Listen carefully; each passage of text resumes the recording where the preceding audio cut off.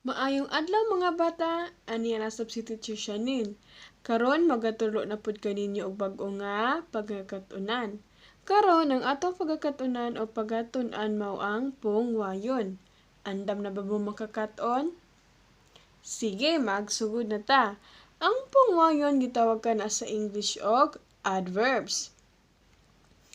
Ang pungwayon usa kini kabahin sa pamulo nga naghulagway o lagway sa panglihok, pungway o lain pang pungwayon. Unsa itong pungwayon?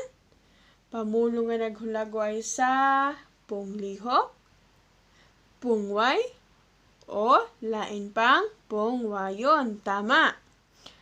Example o pananglitan, buutan si Inday.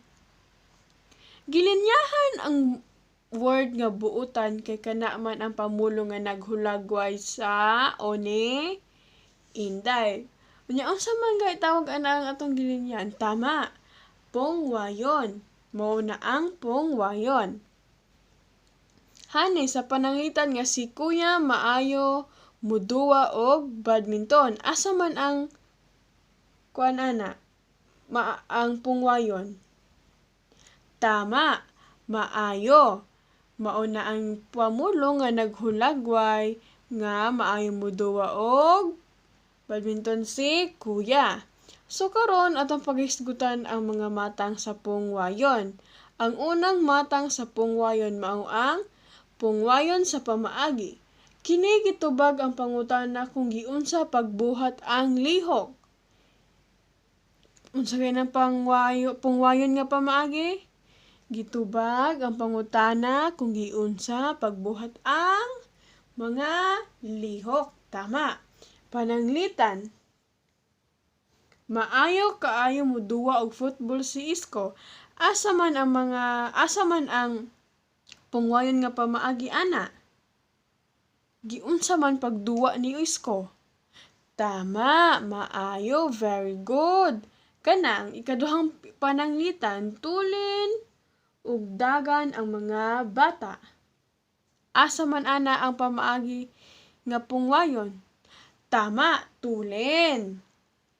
Gi-describe o hulagway nila ang dagan sa mga bata. Very good. Ikaduhang pungwayon mao ang pungwayon sa katagi. Kini gitubag ang pangutana kung unsa ang gilapdon o ang degree sa usa ka pungway o pungwayon. Pananglitan. Maayo kaayo muduwa og football si Isko.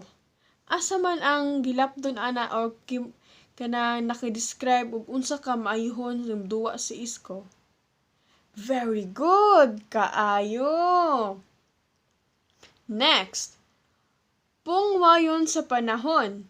Kini gitubag niini ang pangutana nga kung unsa ang oras o panahon. Unsa kay ang pungwayon nga panahon gitubag ang unsa ang oras o panahon. Very good. Pananglitan. Moadto og Europa sila Sofia sunod bulan. So asa man ang nagapungway ana sa panahon? Very good. Sunod bulan. Sige, sunod nga pungwayon mao ang pungwayon sa kasubsob. Kini gitubag ang pangutana kung unsa ka kanunay. Unsa kay nang kasubsob nga pungwayon? Tama, gitubag ang pangutana kung unsa kini ka kanunay nimong gibuhat. Very good. Pananglitan. Kada adlaw gainom og iced tea si Hans. Asa man ang hulagway ana sa kasubsob? Very good. Kada adlaw. Wow! Good job, girls and boys. Sunod. Kada semana nag-inom og tambal si Lula. Asa man ang pungwayon ana ang kasubsob? Very good. Kada semana.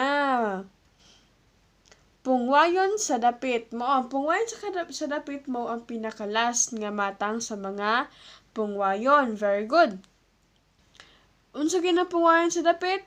Lugar nga nahitabuan sa lihok. Sige. Unsa to? Very good. Lugar nga nahitabuan sa lihok. Unsa ga itong pananglitan? Daghang bulak sa gawas sa balay.